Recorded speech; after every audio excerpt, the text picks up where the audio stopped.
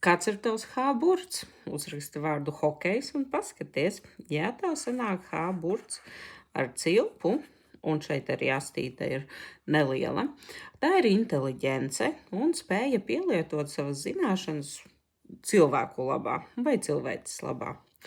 Ja tev ir tikai āķītis tāds, tas nozīmē, ka domu līmenī tu domā, ka būtu forši kaut ko pamācīties, bet neko reāli nedari priekš tā.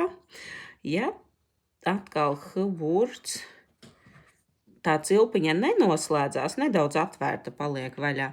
Tas nozīmē, ka domas jau ir pārgājušas darbos un vai nu ir uzsāktas mācības, vai arī ir reāli plāni, ko mācīties. Savukārt, ja tev H-burts kā man ir bez cilpas ar pliku kātiņu, tas nozīmē, ka tu esi eksperts kādā vienā jomā, nevis pa visām zināšanām skaties tēmām, bet ir sava tēma, kas tevi interesē, un tur tu esi eksperts. Kāds ir tavs H-burts?